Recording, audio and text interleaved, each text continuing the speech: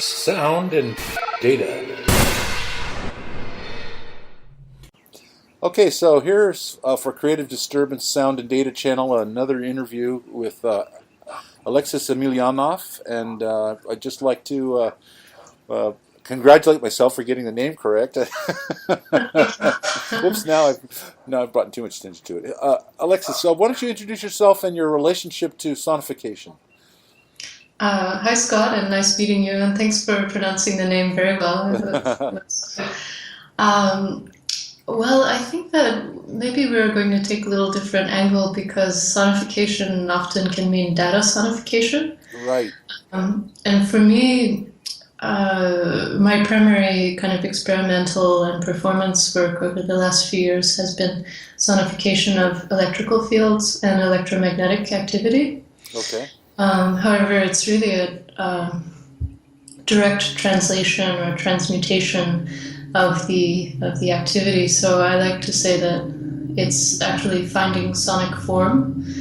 In this case, the electrical activity is not necessarily sonic already, and it also may be occurring in kind of a part of the sound spectrum that is not available to us.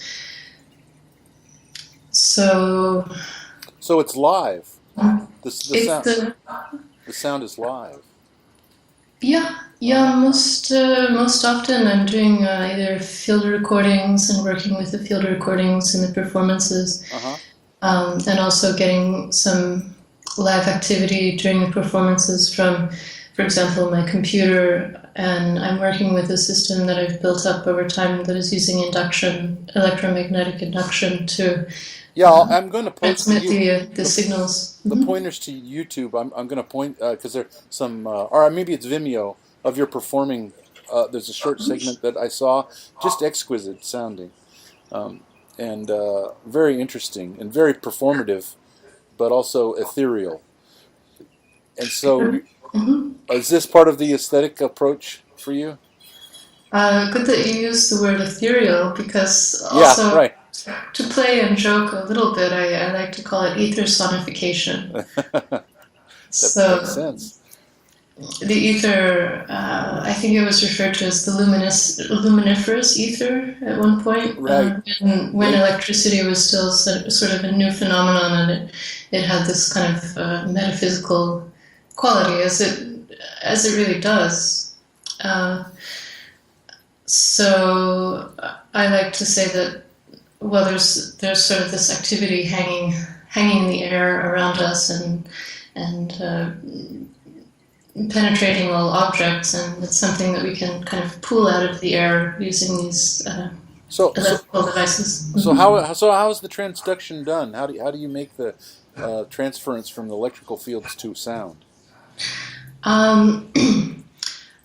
There are different analog devices, and some of them can be very simple, actually. So you can use what's called an inductive pickup, and there's something you can make yourself. And I've built a lot of these pickups and devices for my systems. But basically, it works on the principle of induction. So you have more or less a wire coil, and you can use shielding, or you can use magnets or something like that to kind of augment it, but basically it works just using a wire coil pickup, and then the activity is kind of turned into an audio signal. So, and the signals can come from, for example, there's a very low frequency activity, and that comes from the Earth's ionosphere. It can be caused by solar flares or lightning, or just fluctuations in the Earth's magnetic field. And so that's a naturally occurring EM activity, and it also comes from every sort of device around us, from the what you call the urban electroscape, from the 220 or 120 systems that we have powering all buildings and houses, anything, cell phones, computers. Everywhere. Yeah. So the lower frequency ones, then do you transduce? Speed up the scale for the slower EMF stuff, and so that would be out of real time then, huh? Yeah, it's a good point. What is called VLF, or very low frequency, is actually on the radio spectrum. So it's the low side of the radio spectrum, which is quite high. It's in kilo. Well, the VLF signals are in kilohertz or tens of kilohertz, for example. Uh-huh. So actually, as I understand, we're listening, when we actually hear something after using these pickups, we're using the subharmonics. So I don't manually manipulate in that sense, but often with the field recordings or the material I use in the performance, the live feeds, I do some processing. It's mostly about texturizing and spatializing, but not so much fundamental change. Oh, okay. So I was wondering. I saw a performance of Valentina. Yeah, right. And she was going directly on the computer with these induction devices at a really high volume. It's quite a bit of a different type of performance, but in the same realm. You're obviously familiar with her work then? And Yeah, I know Valentina, and she's mostly using the operating systems of different computers, carrying out different tasks in the operating systems, and just capturing that directly. And you've got a more general approach where you're trying to feel the entire field of electromagnetic and change it to sound around us, if I understand it correctly. Yeah, I've done many recordings and capturing almost anything that I can possibly find, anything I can think of. But my approach is really to create an instrumental system to be able to transmit these signals and to manipulate them with my gestures. Right. I mean, that's why I'm definitely putting the link to the video, because it makes it much more clear, the performance practice that you've brought to this. But are you doing some kind of translation of the timbre through like Max MSP or something, or? Yeah, I do use Max MSP, and that's kind of the routing. That's kind of the brain of the system, in that it's all of the input and output, and I perform with a hybrid flat panel sound system that I've partially built, and which is in many channels. It's usually 8 or 9 or 10 channels or something, and so it's sort of a sonic field in itself. Yeah, the speaker. Yeah, it's part of my perspective, and now this isn't necessarily related to sonification, but I kind of that's fine. A little bit resistant to the point source of the speaker. Yeah. And for me, sound is always something that's embodied in something, and for me, it's more important to have it with this material dimension, kind of the physical presence of the sound and the development of the sound field. And I think people respond more during performances. They kind of respond well to that. So you have to carry this sort of fragile speaker array with you then when you perform, right? Yeah, that depends, but it's not fragile. Oh, okay, good. Oh, thank goodness. I remember the old Magnaplanar speakers. Is it anything like that sort of speaker system, or? You don't mean electrostatic? Yeah, those are electrostatic panels. Yeah, from like the early 70s. Yeah, not quite. If we maybe if we have another program, we could talk more about that. Yeah, sure. I'm just we can do another podcast. Oh, certainly. I'm planning to call back everybody that's on here, because these things are only like about 20 minutes, and we're actually, to be honest, getting towards the end of that. Okay. Yeah, no. So no, I mean, we don't have to rush or anything. We're trying to keep this the length of a small commute or something, so someone can. Anyway, the bottom line is that I think that what's so elegant about this, we're making a taxonomy of sonification, or we're trying to work on it, and the style is very much like a style that I earlier did with using topo maps as a source of musical gestures and stuff like that. And we're considering that kind of audification. Would you consider that a good term to more specifically, since it's so direct from the waves itself, would you think that would be a good way of characterizing your approach to changing one thing into another? Codification. I think that's fair, or transmutation or translation, Yeah, it's because certainly a translation, but that gets confused with the language term, so that's why we've kind of settled on this sonification. But we're not settled on anything. This is all very sketchy because sonification itself is so sort uh, of a pioneer area in a way. I mean, it's not codified very well. yeah, I guess using my term "discovering sonic form" is Yeah, that's has great. potential, but we don't have to stay on No, that. no, I'll send you the draft of what we're starting. I wanted that's part of actually that's at the core of why I'm investigating all these different people that are involved in this kind of area of sound production and music and composition and performance, because to try to get a kind of common language about the thing. That's a beautiful way of putting it. Pauline had a term very similar to that too about some of her own work. So. So Okay. I'm curious about the evolution. I mean, your background. How did you arrive at this sort of gestural investigation of these etheric fields? I'll make some jumps there, but Hmm. I think it's been a long and slow process, but I think, well, I can mention some kind of classical artists of electromagnetism okay, whose work that I saw, and I think when you're working in this medium, there's sort of a perceptual opening, so that you start to kind of be aware of all these different activities around you. uh huh, But the two kind of classical artists are Alvin Lucier and Christina Kubish.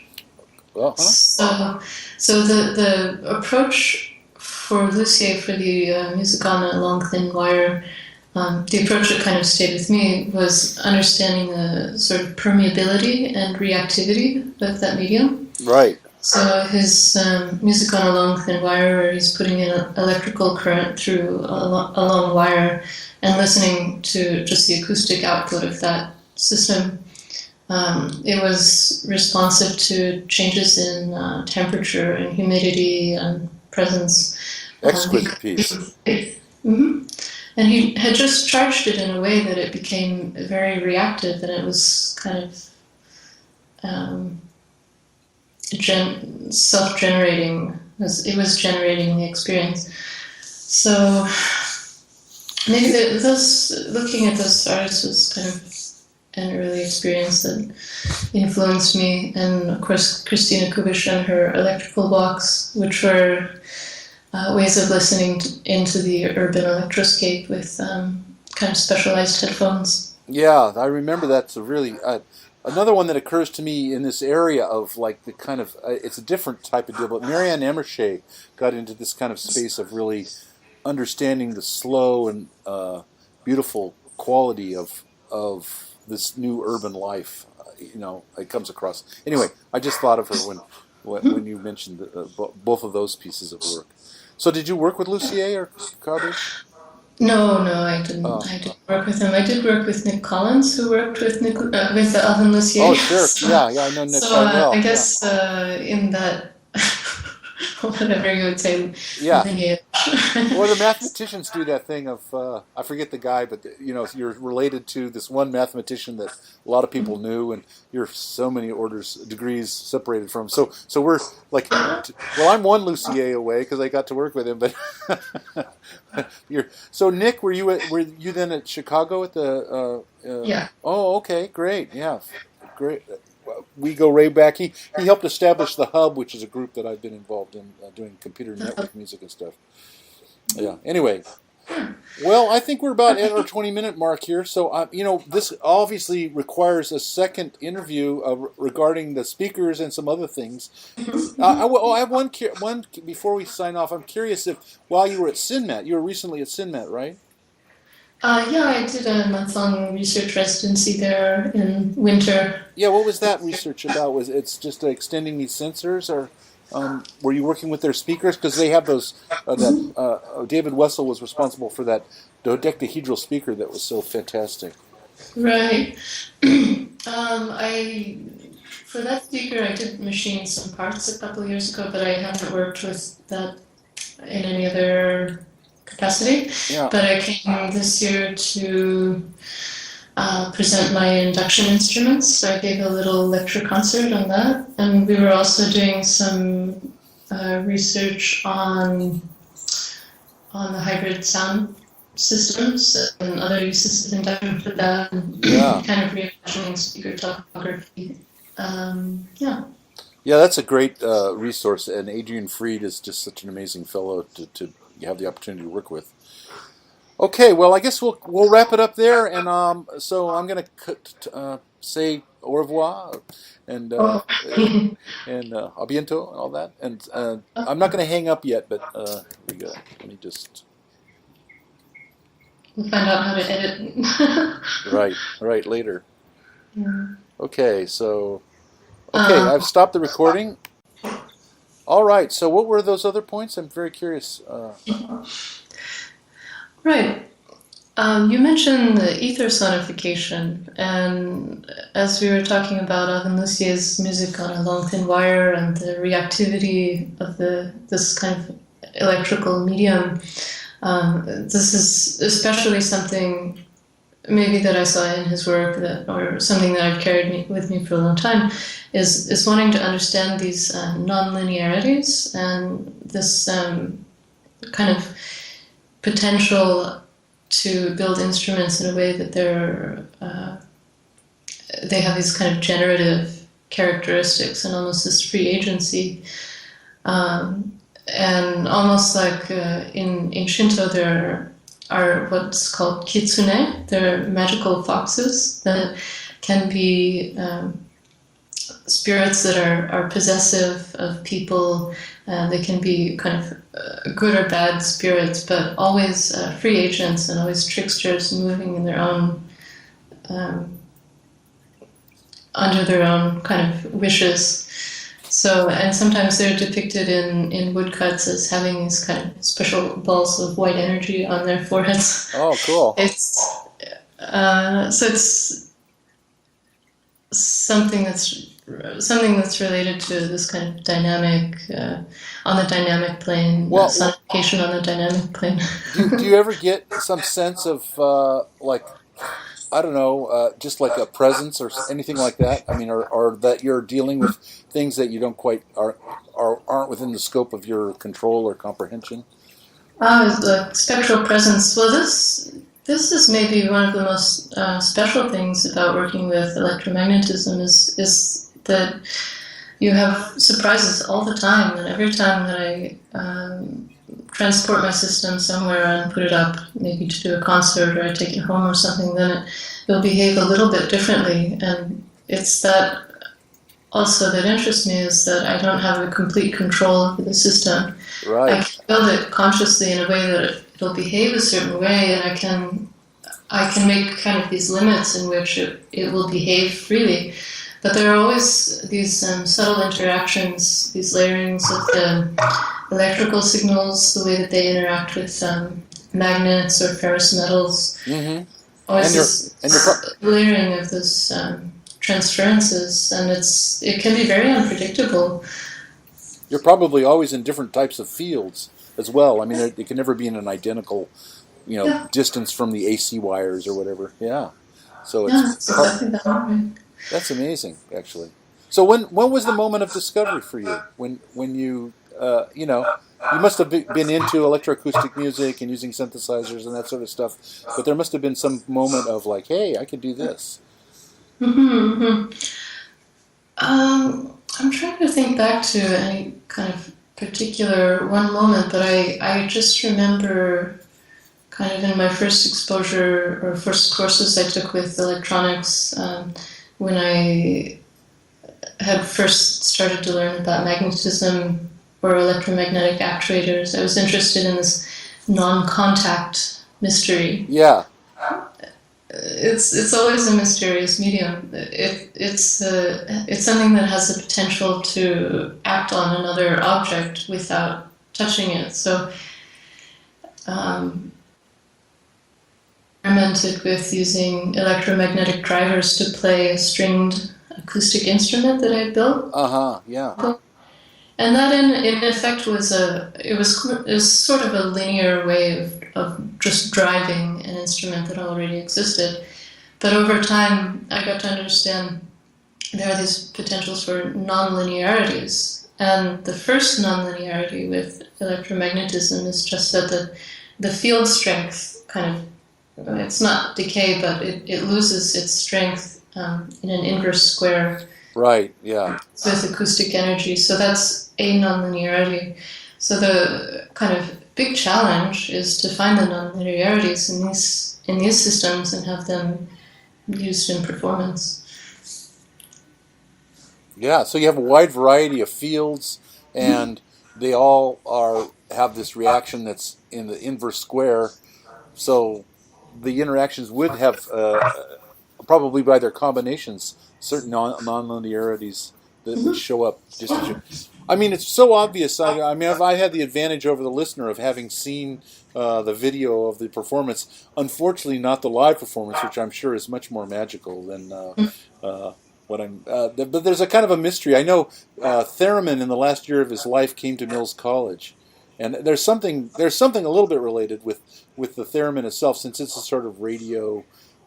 It's kind of in this zone, and there's that non-touching sort of, I don't know what you'd call that, sort of interesting. I think one of the nice things about the way you've chosen to perform with it is that you're accepting the continuity of it, because music is always about discontinuities a lot of times, but also Lucier's piece that you alluded to and many others have got this sort of massive sound that evolves over time, and it just you really. What would be the right word? Surf that very well. Surf, yes. Well, interact with it anyway, with the waves, Yeah, that it is the electrical or electromagnetic activity. It is really cumulative, and also in my system, I've built some actual literal feedback loops that I can control either in software processes or just manually with my hands. Moving through the fields with my hands, where I have wearable pickups. Yeah.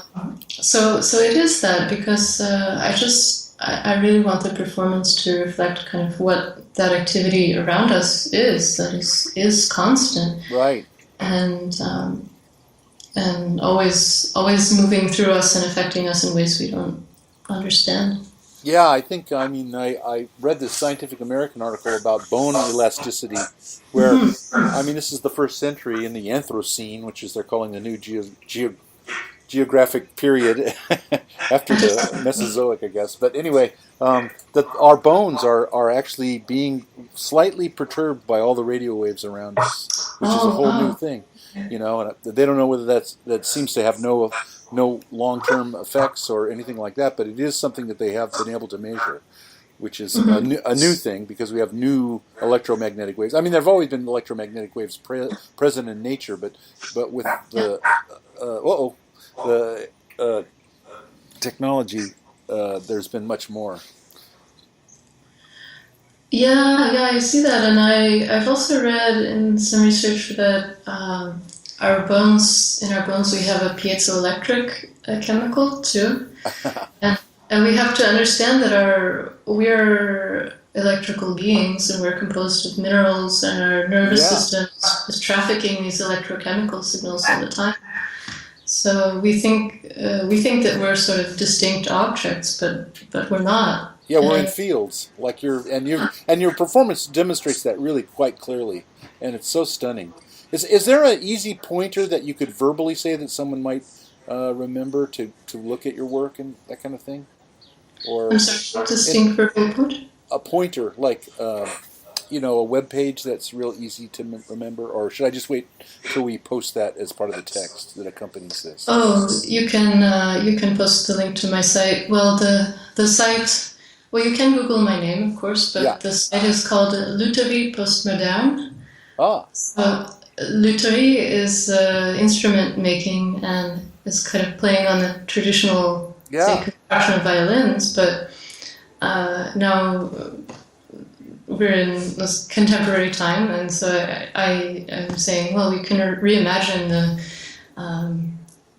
the work of the luthier in a Yeah. postmodern sense. That's and fantastic. I love that. and in the sense that we just mentioned, that we think that we're objects, but we're permeable, we're sort of like a membrane, really. And so to build instruments that are not just objects, but permeable membranes, in a Yeah, way. that's it's a fantastic area, and well, we just clearly have to have another conversation around more specifics of the performing style and that kind of thing. I so much appreciate you spending this time with us, and I look forward to finally getting to see a live performance sometime in the near future.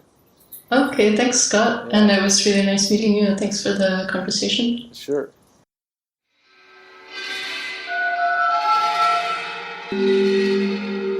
Sound and data.